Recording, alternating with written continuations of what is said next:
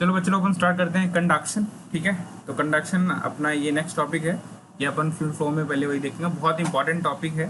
ठीक है, कंडक्शन के बाद हम लोग रेडिएशन देखेंगे, कन्वेक्शन का थोड़ा बहुत इंट्रोडक्शन है। ठीक है, तो कंडक्शन क्या है मैं आपको ऑलरेडी बता चुका हूँ लास्ट वाले वीडियो में।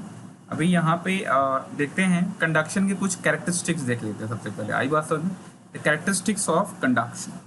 सबसे पहले मैं आपको बता दूं व्हाट आर द प्रॉपर्टीज और कैरेक्टरिस्टिक्स ऑफ कंडक्शन।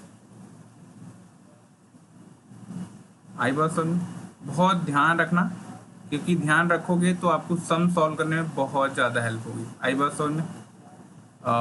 चलो फर्स्ट जो है कंडक्शन की सबसे पहली प्रॉपर्टी ये है कि कंडक्शन हमेशा, जाहिर सी बात है, it is a way of heat transfer, but it always flows from higher temperature to lower temperature. ठीक है, तो आपको ये ध्यान रखना है, कंडक्शन ऑकर्स फ्रॉम, कोई भी हीट ट्रांसफर हो, कंडक्शन ही नहीं, मैं ऐसे जनरली बता रहा हूँ, वो हमेशा हाई टेम्परेचर से लो टेम्परेचर के बीच में ही होता है। Not for only conduction, this happens like with convections and radiations as well. ठीक है, ये सबके साथ होता है। Occurs between high temperature to low temperature. आई बात समझ, बिटवीन वर्ड यहाँ अच्छा नहीं है, आप फ्रॉम लिख दो, ज़्यादा बेटर रहेगा। आई बात समझ में, ये हो गया आपका पहला कैरेक्टरिस्टिक। दूसरा कैरेक्टरिस्टिक इसका क्या है कि ये बहुत स्लो प्रोसेस है। ठीक है, conduction is quite a slow process. Slow मैं क्यों बोल रहा हूँ, क्योंकि आपका जो खाना पकता है, कुकिंग वगैरह जब आप करते हो तो थोड़ा टाइम लेता है। आई बात समझ, obviously it will depend upon the source of heat जिसकी वजह से आप खाना पका रहे हो, जाहिर सी बात है उस पर डिपेंड करता है। बट साथ ही साथ ये जिसके थ्रू, जिस मीडियम के थ्रू हीट एनर्जी कैरी होता है, उसके में जो कंडक्शन की प्रॉपर्टी होती है वो ऐसी होती है कि हीट फ्लो ऑटोमेटिकली स्लो ही होता है, बहुत इंस्टेंटेनियस, बहुत फास्ट नहीं होता है। तो conduction is a slow process, it is a slow process. ठीक है, थोड़ा टाइम लगता है इसमें। आई बात समझ। तीसरा आपको बता दूं कि तीसरा ये है कि ये सभी स्टेट्स के साथ हो सकता है। सभी स्टेट्स मतलब स्टेट ऑफ मैटर की मैं बात कर रहा हूँ। लाइक सॉलिड भी कंडक्ट कर सकते हैं, लिक्विड्स भी कंडक्ट कर सकते हैं, और गैसेस भी। ठीक है, कंडक्शन ऑकर्स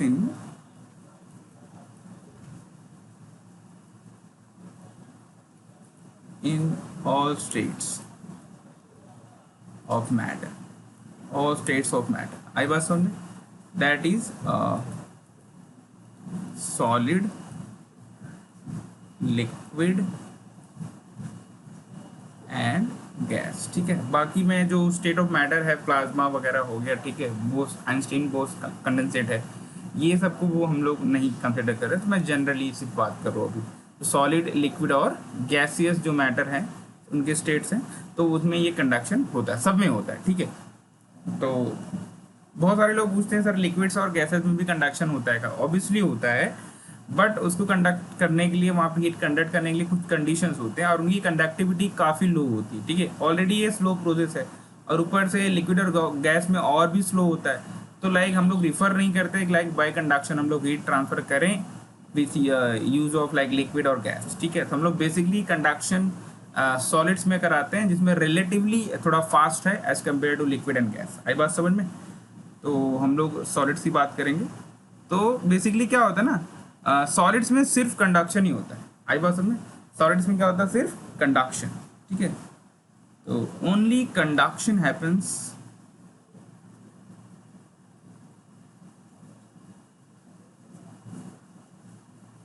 इन सॉलिड्स। ठीक है, यानी आपको अब ये समझ जाना चाहिए कि आगे हम लोग जितने भी सम वगैरह देखेंगे, कंसेप्ट वगैरह देखेंगे, सब में जो है हम लोग कंडक्शन सिर्फ सॉलिड में ही कराएंगे। आई बात समझ में। चलो ये बेसिक कैरेक्टरिस्टिक्स हो गए। उसके बाद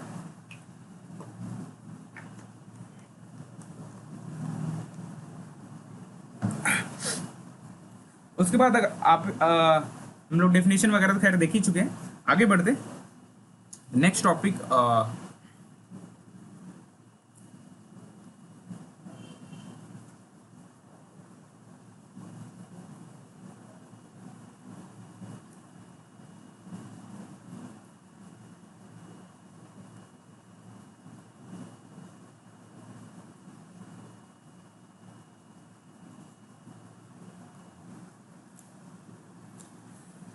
और डिटेल में जानते हैं कंडक्शन को। ये आ गया अपना नेक्स्ट टॉपिक, ठीक है। नेक्स्ट टॉपिक है सबसे पहला हम लोग देखेंगे like conduction in a rod. Conduction in a rod, ठीक है। ये एक्चुअली क्यों है मैं आपको बताया था, क्योंकि ये आपको ये टॉपिक कोई स्पेसिफिक टॉपिक नहीं है, ये आपको हेल्प करता है लाइक कंडक्शन के सम्स वगैरह आपको कैसे अटेम्प्ट करने हैं, कैसे करना है, आई बात समझ में, कैसे समझना है इसको। तो ये ऑब्वियसली जो मैं रॉड ले रहा हूँ बच्चे लोग, ये मेटालिक रॉड है, ठीक है, मेटालिक रॉड है, आई बात समझ में, सिलेंड्रिकल रॉड जैसा आप समझ सकते हो। चलो अभी नेक्स्ट करते हैं। तो सबसे पहली बात कि मान लो एक रॉड मैंने लिया, ठीक है, एक रॉड मैं ले लेता हूँ। अब रॉड मैंने अगर ले लिया है बच्चे लोग, तो फिजिक्स के हिसाब से आप क्या करना है, जो भी आप कंडीशंस मानते हैं उनके बारे में आपको कंप्लीट डेटा देना पड़ता है। तो रॉड मैंने लिया है, रॉड के बारे में क्या क्या डेटा दे सकता हूँ। सबसे पहले मैं डेटा दे सकता हूँ उसके डायमेंशन के बारे में, ठीक है, वो उसका लेंथ क्या है, क्रॉस सेक्शन एरिया क्या है। तो मान लो इसका जो लेंथ है वो एल है, क्या है, एल। और ये यूनिफॉर्म क्रॉस सेक्शन वाला रॉड है, तो हम लोग बोल देते हैं कि लाइक इसका कोई भी आप क्रॉस सेक्शन निकाल सकते हो। क्रॉस सेक्शन आई होप आपको पता होगा, ठीक है। ऐसा आप कट करोगे स्लाइस जैसा जो बनेगा सर्कुलर, अगर ये सिलेंड्रिकल है तो फिलहाल मैंने सिलेंड्रिकल लिया हुआ है, तो कट करोगे तो ठीक है, तो आपको देखो स्लाइस जैसा दिखेगा। जैसे आप लोगों ने देखा होगा लाइक रेडिश वगैरह हो गया या क्यूकम्बर वगैरह हो गया, उनका सैलड बनाते हैं अपन, देखो ऐसा कट कट करते हैं तो रिंग नहीं डिस्क जैसा बनता है। That disc can be called as like cross sectional area, उसका जो सरफेस होता है। आई बात समझ में, जैसे ये हो गया इसका सरफेस क्रॉस सेक्शनल एरिया होता है। आई होप ये सब पता ही होगा, इसका क्रॉस सेक्शनल एरिया जो है कितना है, ये है। तो ये दो डेटा हो गया। तीसरा डेटा मैं आपको ये देना चाहूँगा लाइक इसका जो दो एंड है बच्चे लोग, this is like one and and this is like another and, ठीक है। ये वाले एंड का जो टेम्परेचर है इसको मैं मानता हूँ T1, इसको मैं मानता हूँ T2, ठीक है। मैं जानबूझ के दोनों का टेम्परेचर अलग अलग ले रहा हूँ, और सच दैट मैं यहाँ आपको बता दूँ T1 is greater than T2। अब T1 अगर T2 से बड़ा है तो जाहिर सी बात है हीट कंडक्शन होगा from this end T1 to T2, from this end to this end. आई बात समझ। तो हम लोग बोलते हैं कि जो फ्लो होता है वो है heat energy, obviously heat energy है, ठीक है।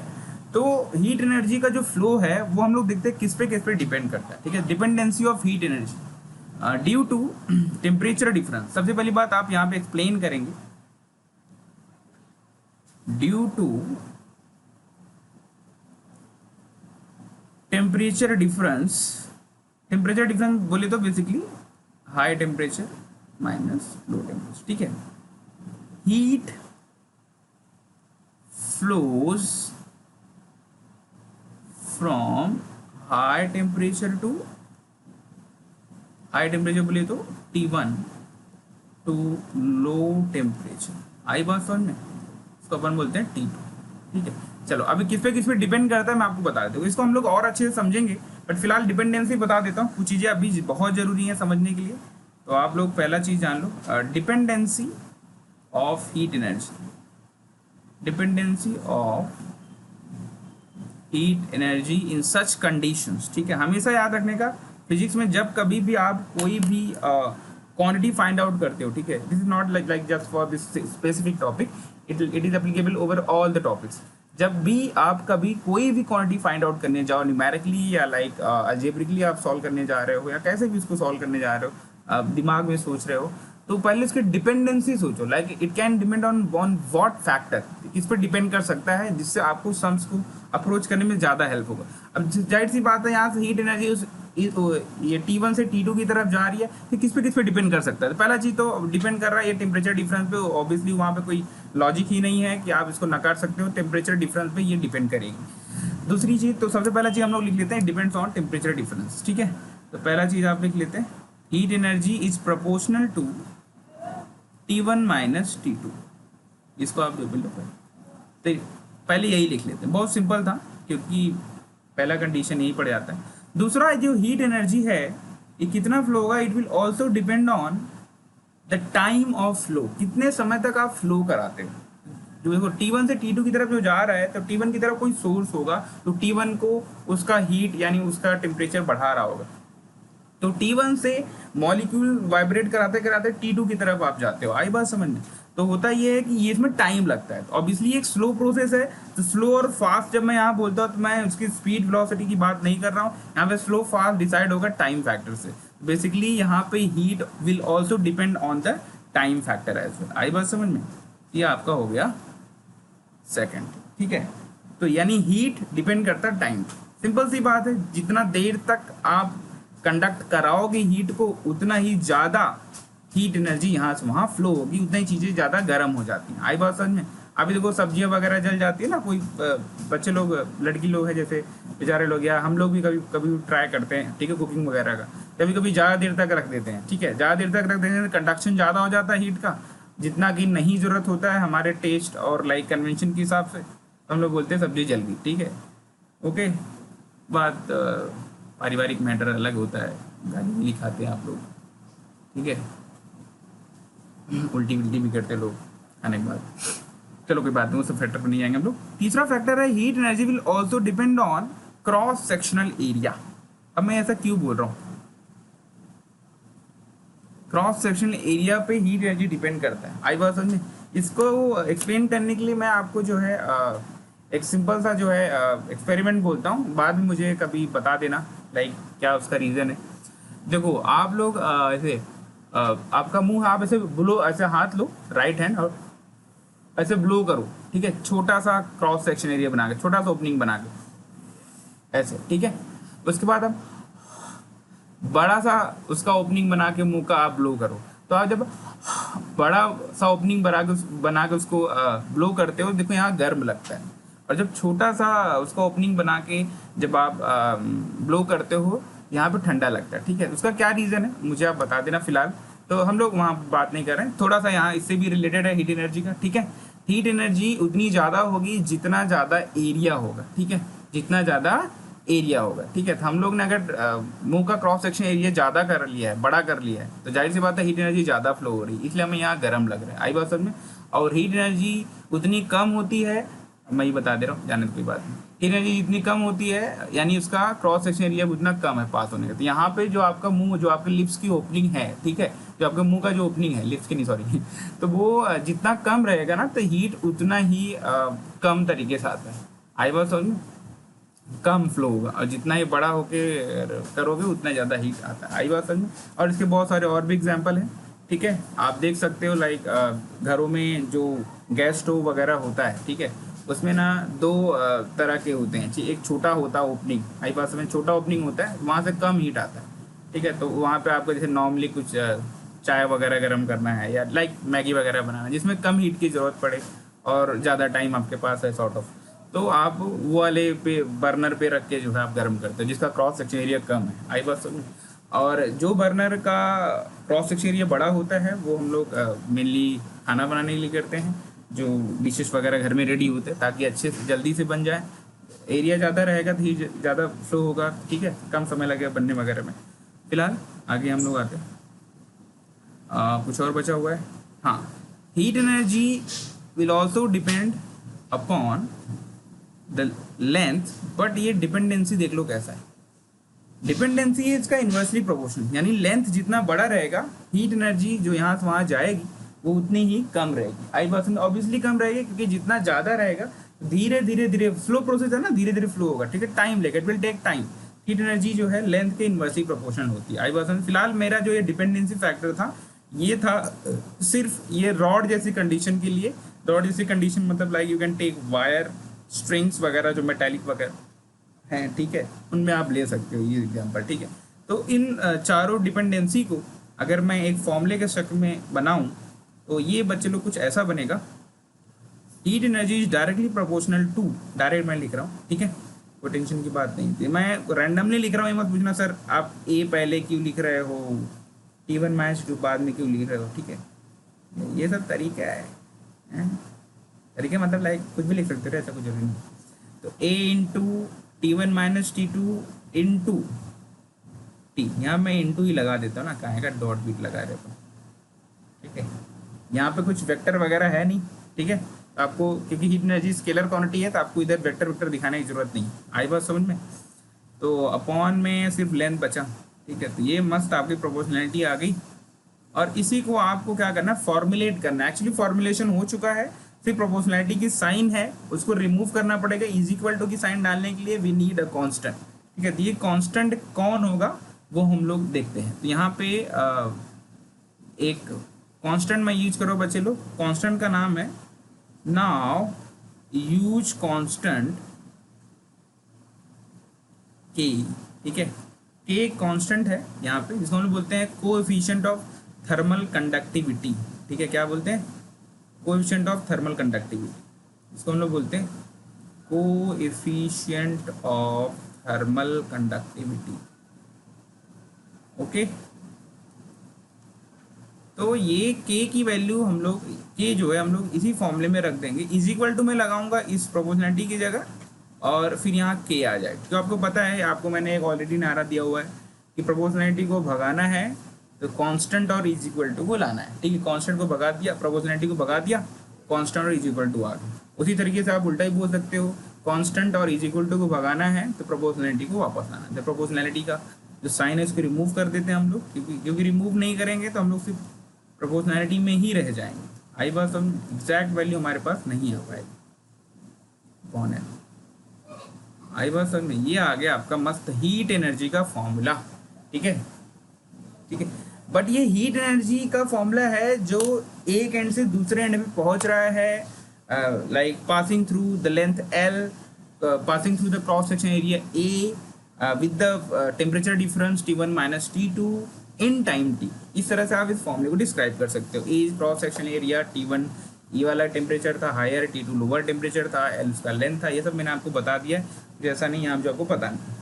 के is coefficient of thermal conductivity. के क्या करता है, के क्या सिग्निफिकेंस है, ये शायद मैं नेक्स्ट वीडियो में डालूँ या इसी वीडियो में डाल सकता हूँ। ठीक है, तो फिलहाल हम लोग उस पर आएंगे, अच्छे से आएंगे, कोई टेंशन की बात नहीं। तो ये हो गया आपका हीट एनर्जी का फॉर्मूला। बट ये हीट एनर्जी को, एक तो ये तरीका हो गया, ठीक है, हीट एनर्जी का। तो हीट एनर्जी को बहुत सारे लोग क्यू से लिखते हैं, मैंने ऐसा देखा हुआ है, क्यू से दिखाते हैं। ठीक है, किससे दिखाते हैं, क्यू से। तो बहुत सारे बुक्स वगैरह में भी क्यू से रहता है, तो मैं आपके कन्वीनियंस के लिए आपको मस्त मैं यहाँ पे लिख देता हूँ, Q इज इक्वल टू के ए T1 माइनस T2 को बहुत लोग डेल्टा टी लिखते हैं। डेल्टा टी मतलब temperature difference into small T is time on है। ठीक है, तो Q जो है हीट एनर्जी होता है, Q इज हीट एनर्जी। आई बात समझे, अभी तक मैं H यूज कर रहा था बच्चे लोग, तो Q भी यूज कर सकते हो। ठीक है, क्योंकि आप लोग नोट्स वगैरह रिफर करते हो, उसमें अगर Q दिख गया तो आई होप ये सब सही चीज़ें नहीं होंगी, बट फिर अपने सेटिस्फैक्शन के लिए बता दिया हूँ। ठीक है, चलो फिलहाल आगे जो है एक बहुत बड़ा, बहुत हार्ड नाम दिया जाता है। नेक्स्ट टॉपिक हम लोग यहाँ पे ऐसे देख रहे हैं, इसको हम लोग बोलते हैं थर्मल करंट। क्या बोलते हैं, थर्मल करंट। थर्मल करंट कुछ है नहीं, ठीक है, ये एकदम बहुत ही मिसलीडिंग है, बट फिर भी आपको पता भी नहीं चलेगा और आप जीनेट क्लियर भी कर लोगे। ठीक है, फिलहाल ऐसे मैं बता रहा हूँ थर्मल करंट क्या होता है। तो करंट जैसे आप ऑलरेडी सुन चुके हो एक बार इलेक्ट्रिक करंट की बात। करंट मतलब होता है फ्लो। ठीक है, तो थर्मल करंट मतलब क्या होता है, हीट फ्लो। आई बात समझ में, थर्मल करंट मतलब क्या हो गया, हीट फ्लो बोलो आप लोग या हीट करंट बोल दो, एक ही बात। तो हीट करंट हो या थर्मल करंट हो, ये क्या है, तो बेसिकली ये, इसको मैं आई से दिखा रहा हूँ यहाँ। ठीक, जैसे इलेक्ट्रिक करंट को मैंने आई से दिखाया था, इसको भी हम लोग आई से दिखा रहे हैं। मैं यहाँ पे हीट लिख देता हूँ, यहाँ ज़्यादा मजा आएगा। इज इक्वल टू बेसिकली ये होता है heat energy flowing per unit time, heat energy flowing per unit time. अब आपको पता होना चाहिए, तो हो गया इसका जनरल क्या मतलब नॉर्मल सा डेफिनेशन, नॉर्मल सा फॉर्मूला हो गया ये। आई बात समझ। अब इसका मैं एकदम एग्जैक्ट फॉर्मूला अगर बच्चे लोग निकालना चाहूँ तो क्यू की वैल्यू मुझे पता है। अरे बोलो भाई, ठीक है, तो क्यू की वैल्यू क्या है, के ए, ठीक है, T2 minus T1 into T divided by L. Divided by जब T करोगे, ये T और ये T उड़ जाएगा, तो आपको थर्मल करंट कितना आएगा, मस्त आ जाएगा, के ए डेल्टा टी, वही T2 माइनस T1 यार, सॉरी यहाँ T1 माइनस T2 आएगा गिवन कन्वेंशन के हिसाब से, अदरवाइज कुछ नहीं है। T1 माइनस T2 जो भी बड़ा रहेगा वो पहले, ठीक है, जो बड़ा रहेगा टेम्परेचर वो पहले ही आएगा। ये पूरे thermodynamics, heat transfer, heat radiation, जहाँ कहीं भी रहना वही लिखना, ठीक है, क्योंकि हीट कभी भी लो से हाई फ्लो नहीं होता इन एनी कंडीशन, ये एंटी फिजिक्स है, आई बात समझ में, एंटी नेचर है, तो ऐसा कभी मत करना। तो T1 T2 नहीं डिसाइड करते कि लाइक किसको पहले लेना, डिसाइड वो करता है विच वन इज ग्रेटर। तो अपन लोगों ने T1 को बड़ा लिया हुआ था इसलिए, ठीक है। फिलहाल यहाँ पर नीचे एल लिख देते हैं। मस्त आ गया आपका थर्मल करंट का फॉर्मूला। इसको आप Q upon T is equal to KA delta T upon L भी लिख सकते, ठीक है। और आपको मैं ऐसे शॉर्ट में दो चीज़ें और बता देता हूँ बच्चे लोग, लगे हाथ, ठीक है, क्योंकि मैं वीडियो के एंड करने वाला हूँ, तो ज़्यादा बड़ा नहीं होगा, ठीक है। शेप लेने का मस्त, उसके बाद इधर रखने का, खींचने का, आने का, नीचे नीचे नीचे नीचे नीचे नीचे नीचे, हाँ चल। तो अब यहाँ पे एक बात मैं और बताता हूँ, हीट एनर्जी देखो, क्योंकि ये फिजिक्स है, क्लबिंग ऑब्वियसली पॉसिबल है, बट आगे चल के मैं आपको बताऊंगा हीट। हीट सिर्फ एक ही तरह का नहीं होता, हीट के भी टाइप, आई बात सुन। तो क्यों हीट के टाइप है, क्योंकि हीट इसलिए नहीं जाना जाता क्योंकि वो एक एनर्जी, हीट इसलिए जाना जाता है कि how heat energy is used after flow. Heat energy का यूज जब कैसे होता है, एब्जॉर्ब करने के बाद कुछ लोग होते हैं जो सिर्फ अपना टेम्परेचर बढ़ाते हैं, तो क्यू जो आ जाएगा उनके टेम्परेचर के टर्म में आ जाएगा, टेम्परेचर चेंज के टर्म में आ जाएगा। और कुछ लोग हीट जो एब्जॉर्ब करते हैं उससे अपना स्टेट चेंज करते हैं, मैंने आपको ऑलरेडी बताया था। तो क्यू का जो है, ये मैं मिसलेनियस चीज बता रहा हूँ, आगे हम लोग इसको देखेंगे, ठीक है। तो क्यू का जो है जो फॉर्मूला होता है, ये होता है M into S into delta T. Delta T जब मैं बोलूँगा तो हायर माइनस लोअर लेने का। ये बच्चे लोग हीट एनर्जी का फॉर्मूला है जो आपको इस चैप्टर में क्लबिंग में आएगा, हालांकि इसी चैप्टर का है, थोड़ा सा बाद में मैं बताऊंगा, ठीक है। इसको जो है हम लोग बोलते हैं स्पेसिफिक, एस जो है स्पेसिफिक हीट कहलाता है, ये एस है स्पेसिफिक हीट, ठीक है, स्पेसिफिक हीट। ये सब फॉर्मूला आगे आएंगे, लेकिन ये फॉर्मूला आपको कब यूज करना है, व्हेन ऑब्जेक्ट यूजेस Q, यानी जो ये Q नाम की हीट एनर्जी उसने अब्जॉर्व की है to change its temperature, to change its temperature, ठीक है। एब्जॉर्ब करके टेम्परेचर बढ़ाते हैं लोग, ठीक है, ओके। तो वहाँ पे यहाँ पे delta T high minus low लिखने की जरूरत नहीं, लो माइनस हाई लिख सकते हैं, तो कोई जरूरत नहीं है। तो क्यू नेगेटिव आ जाता है, ठीक है। क्यू नेगेटिव होने का मतलब ये हो गया लाइक वो लो टेम्परेचर से हाई टेम्परेचर की तरफ जा रहा है, ठीक है। जैसा भी मन करे, कोई टेंशन नहीं, आगे हम लोग डिटेल में आएंगे, टेंशन मत लें। तो Q is equal to M L delta T लिख सकते हो। और इसी तरीके से एक फॉर्मूला और है क्यू का, Q is equal to M L है, एम इंटू एल।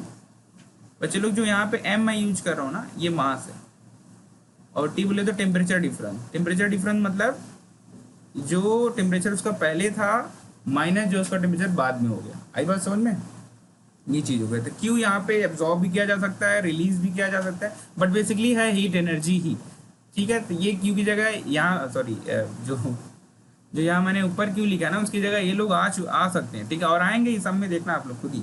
और दूसरा एक फॉर्मूला और मैंने क्यू का बता दिया, ठीक है। ये क्यू का फॉर्मूला तब यूज होता है when object change their state, when objects change their state, ठीक है। मैं बताऊंगा, टेंशन मत लो। कुछ लोग सोच रहे होंगे सर एस क्या है, स्पेस हीट बताया हूँ, लेकिन मैं और डिटेल बता दूंगा, ठीक है। देयर स्टेट, देयर स्टेट मतलब क्या होता है, आपने हीट अब्जॉर्ब किया, ठीक है। तो आप सॉलिड हो, सॉलिड से लिक्विड बन गए, लिक्विड हो, लिक्विड से गैस बन गए, या आपने मान लो गैस हो, आपने हीट रिलीज कर दिया, गैस से आप लिक्विड बन गए, या लिक्विड से आपने हीट रिलीज करके आप सॉलिड बन गए। तो जब इस ऐसा केस रहेगा ना, तो एम एल डेल्टा टी मत लगाना, तो वहाँ पे एम इंटू एल लगाना पड़ता है। एल यहाँ पे बच्चे लोग कहलाता है लैटेंट हीट, क्या कहलाता है, लैटेंट हीट, ठीक है। तो ये लैटेंट हीट और ये जो एस है, कुछ वैल्यूज आपको लर्न करनी पड़ेंगी, और दिया रहता है, दोनों कांस्टेंट्स होते हैं for a given specific material, ठीक है। जो स्पेसिफिक मटेरियल रहेगा उनके लिए दिया रहेगा, आइस के लिए कितना है, वाटर के लिए कितना है, ऑयल के लिए कितना है, ये सब आपको दिया रहेगा, ठीक है। फिलहाल ये हो गया आपका यहाँ तक इंट्रोडक्शन, लाइक आपने हीट करंट देख लिया, आई बस समझ में। अभी हम लोग नेक्स्ट टॉपिक में देखेंगे like what is the analogy between electrical current and the thermal current. But उसके पहले मैं बताना चाहूँगा ये इसके पहले आप ये जान लो, जब हीट यहाँ से वहाँ फ्लो होता है विद इन वन रॉड, आई बात समझ में, तो हीट जो होता है उसका फ्लो होने का दो स्टेट होता है, ठीक है। तो वो दोनों जो है हम लोग अभी देख लेंगे। एक मिनट में टाइम चेक कर लो कितना बड़ा हुआ।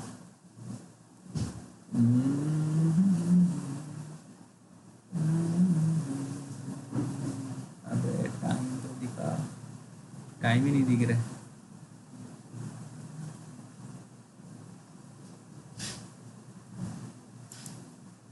25 मिनट हो गया, ठीक है कोई बात नहीं। हम लोग नेक्स्ट वाले में देखते हैं। आई बात समझ, इसी में बताना क्या, इसी में बता देता हूँ, जाने तो बड़ा ही होगा।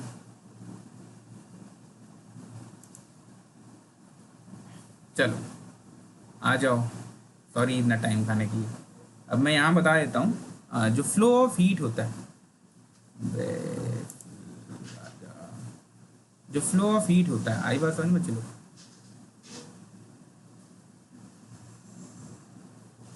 हीट कंडक्शन जो है दो तरीके का होता है। हीट कंडक्शन का दो तरीका होता है।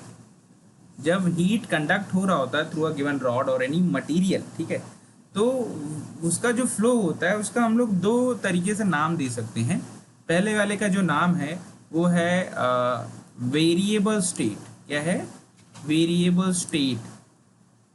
वेरिएबल स्टेट फ्लो बोल सकते हो या वेरिएबल स्टेट बोले चले, कोई बात नहीं। और दूसरा होता है स्टेडी स्टेट, ठीक है। स्टेडी स्टेट का बहुत बार आप लोग सुनोगे, सम वगैरह में नाम आएगा बार बार।